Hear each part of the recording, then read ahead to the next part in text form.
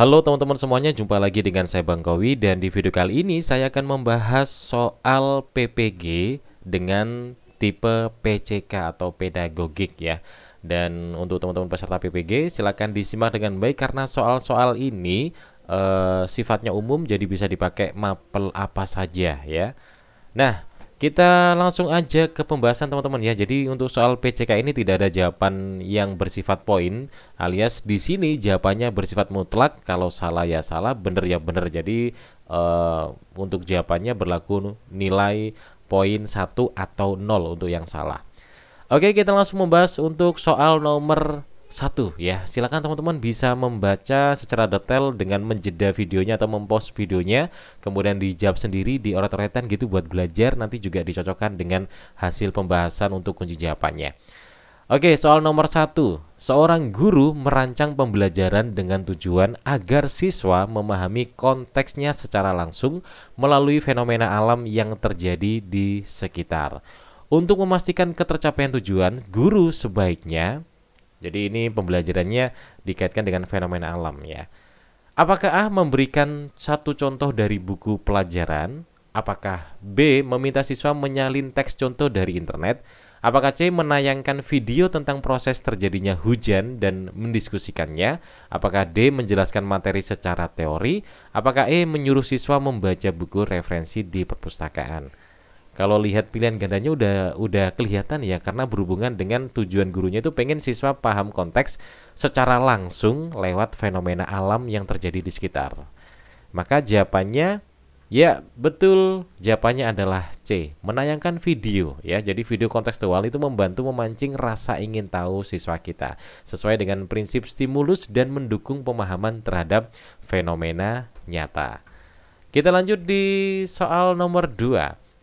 Dalam pembelajaran teks fabel di kelas 7, guru mengajak siswa membaca materi langsung, meminta mereka menulis kembali pemahaman mereka ke dalam beberapa bentuk, bisa infografis, PowerPoint, ringkasan, dan lain-lain.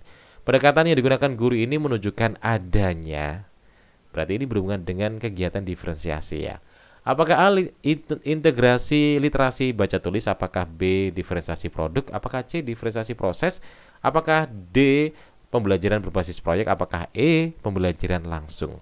Jadi kalau kita lihat di sini mereka disuruh nulis kembali pemahamannya ke dalam bentuk yang variatif. Nah, udah kelihatan nih.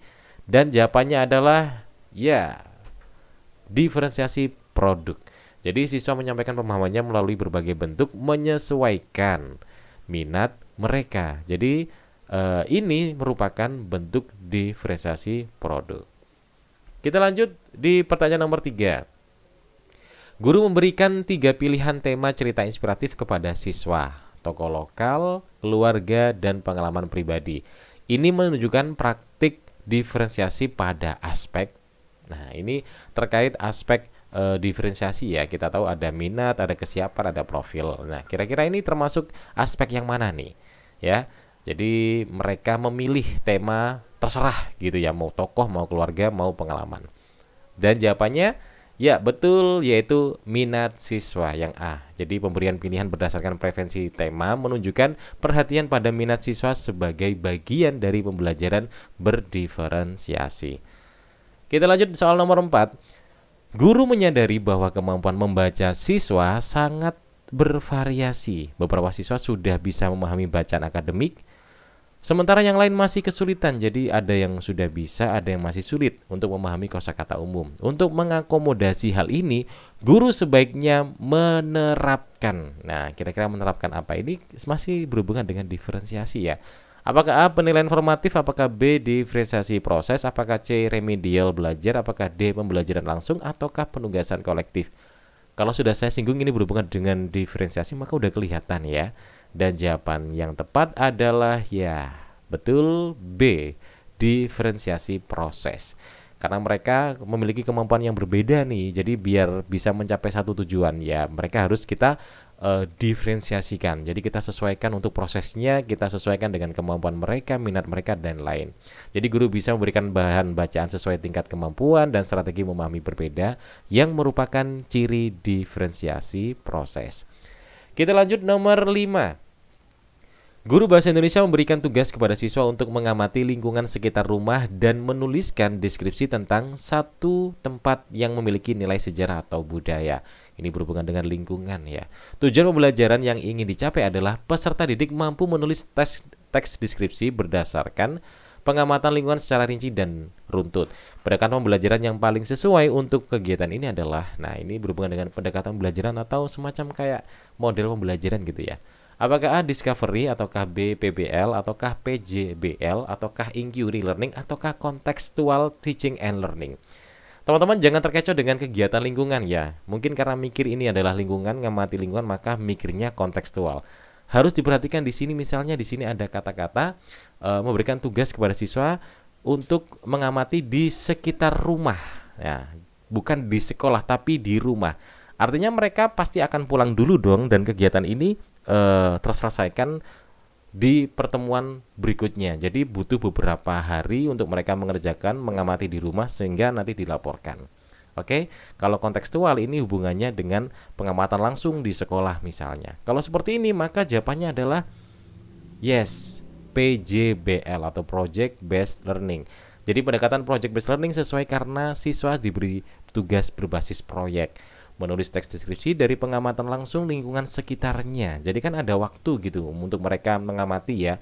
Jadi nggak langsung suatu hari ketika pembelajaran. Jadi mereka diperbolehkan untuk pulang dulu, mengamati lingkungan sekitarnya, bisa di rumah, bisa di mana aja, di taman daerah mereka atau apapun itu, yang mencerminkan pembelajaran kontekstual dan autentik. Jadi nggak selamanya ada yang ada diksi atau pilihan kata lingkungan berarti kontekstual, nggak semuanya. Kita lihat dulu untuk kasusnya seperti apa. Oke, kita lanjut untuk nomor soal ke-6. Guru mengamati bahwa beberapa siswa tidak mampu menyelesaikan tugas karena mereka belum paham tentang tujuan dalam pembelajaran tersebut. Langkah awal guru yang tepat dalam pendekatan teaching at the right level adalah, nah ini jadi berhubungan dengan teaching at the right level ini sesuai dengan modul teman-teman ketika belajar mandiri ya, modul 1 gitu. Nah, kira-kira bagaimana solusinya? Apakah memberikan tugas menyalin materi buku, ataukah mengelompokkan siswa berdasarkan hasil asesmen awal, ataukah mengulang penjelasan secara klasikal di depan kelas, atau memberikan contoh video materi, ataukah mengganti materi pembelajaran? Ya, dan jawabannya adalah B, mengelompokkan siswa berdasarkan hasil asesmen awal. Jadi prinsip dari teaching at the right level ini adalah merupakan kegiatan yang dimulai dari hasil asesmen awal, dan tujuannya adalah mengelompokkan siswa berdasarkan tingkat kemampuan, bukan berdasarkan kelas atau usia. Itu ya. Jadi ini merupakan bagian prinsip dari pendekatan teaching at the right level. Kita lanjut di jawaban berikutnya, di nomor soal berikutnya maksudnya ya. Nomor soal 7, di suatu sekolah, Bu Tania merancang pembelajaran dengan pendekatan understanding by design. Ia mulai dengan menentukan tujuan akhir yang ingin dicapai peserta didik ya. Kemudian menyusun kriteria penilaian dan baru setelah itu merancang kegiatan pembelajaran. Apa alasan utama Bu Tania memilih merancang pembelajaran dengan model seperti itu? Apakah A karena fokusnya adalah menyusun RPP yang lengkap dan terstruktur? Ataukah B karena pendekatan ini memprioritaskan metode pembelajaran yang menyenangkan bagi siswa? Ataukah karena tujuan pembelajaran bisa disesuaikan sepenuhnya dengan minat siswa? Ataukah D karena pembelajaran berangkat dari hasil yang diharapkan untuk memastikan pemahaman mendalam? Ataukah E karena guru diberi kebebasan penuh dalam menentukan cara mengajar tanpa batasan kurikulum? Kalau teman-teman paham dengan konsep understanding by design, harusnya sudah paham dengan jawabannya ya. Dan jawabannya adalah ya D, karena pembelajaran berangkat dari hasil ya. Karena pendekatan UBD ini dimulai dari tujuan akhir pembelajaran, backward design. Jadi kita harus tahu dulu nih hasil yang ingin mereka capai itu apa sih. Ketika udah tahu, barulah kita nanti bisa merancang langkah-langkah untuk menuju pemahaman mendalam sesuai dengan hasil akhir yang diharapkan. Ini membantu siswa mencapai transfer of learning yang bermakna. Kita lanjut soal nomor 8. Pak Dion menyadari bahwa di kelasnya terdapat siswa dengan kemampuan membaca yang bervariasi. Ia membagi siswa ke dalam 3 kelompok, kelompok pemula, berkembang, dan mahir. Tiap kelompok diberi teks berbeda tingkat kesulitannya, namun dengan topik yang sama. Tidakkan Pak Dion mencerminkan prinsip diferensiasi dalam aspek apa? Ini kelihatan ya. Apakah diferensiasi berdasarkan minat ataukah berdasarkan konten, kesiapan belajar, ataukah diferensiasi proses berdasarkan profil pelajar, ataukah diferensiasi produk berdasarkan minat, ataukah diferensiasi lingkungan berdasarkan lingkungan belajar berdasarkan motivasi. Oke. Nah, ini yang membagi siswa ke dalam kelompok nih, kelompok pemula, berkembang, mahir, kemudian diberi teks berbeda. Nah, ini apa kira-kira? Oke. Nah, udah kelihatan ya. Dan ya, betul jawabannya adalah diferensiasi konten berdasarkan kesiapan belajar. Jadi mereka disiapkan nih, ya kan? Karena Pak Doni sadar nih, ya di kelasnya siswanya kemampuannya udah beda. Makanya kan harus dibedakan kontennya. Jadi kontennya adalah pengantar untuk mereka bisa memahami materi pembelajaran pada hari itu. Jadi kontennya dibedakan berdasarkan kesiapan belajar. Jadi Pak Dir membedakan konten berdasarkan kesiapan belajar siswa dalam membaca. Ini adalah prinsip dasar dalam pembelajaran berdiferensiasi. Nomor 9, di sebuah sekolah multikultural, Pak Budi mengajak siswa menceritakan pengalaman budaya di rumah masing-masing. Ia juga menggunakan cerita rakyat dari berbagai daerah sebagai bahan pelajaran.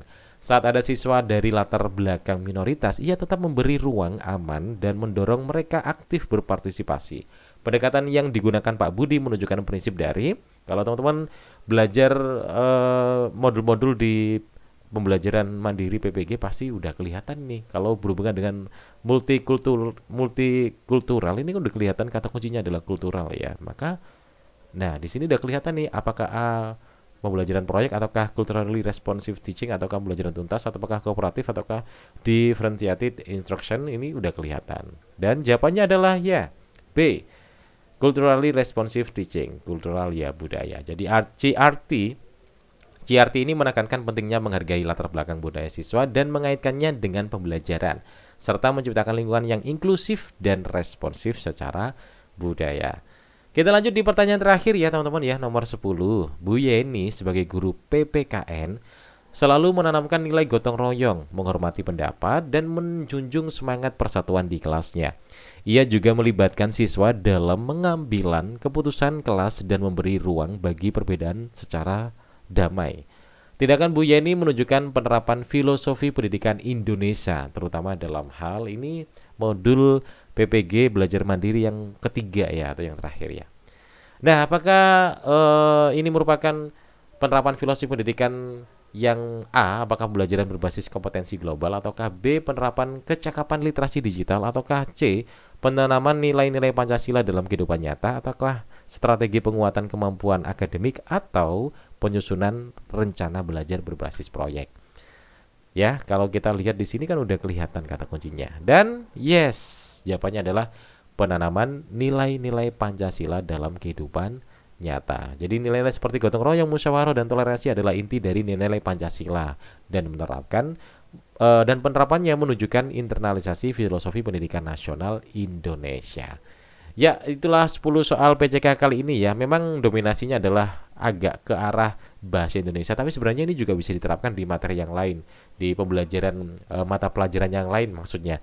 Ini kan kontennya hanya selipan aja. Konten maksudnya adalah materi-materinya. Kayak di sini menyinggung materi fabel, kemudian ada materi cerita inspiratif. Tapi sebenarnya ini juga bisa kasusnya itu bisa terjadi di pembelajaran yang lainnya. Jadi teman-teman yang mungkin dari materi dari mata pelajaran yang lain selain bahasa Indonesia, tinggal diamati aja prinsip soalnya ya.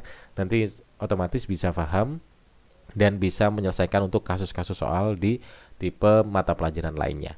Baik teman-teman, jadi itulah pembahasan untuk soal PCK pada kali ini. Terima kasih sudah menonton. Jika ini memang bermanfaat, silakan dibagikan ke teman-temannya yang lain juga. Terima kasih dan kita jumpa lagi di video berikutnya. Sampai jumpa.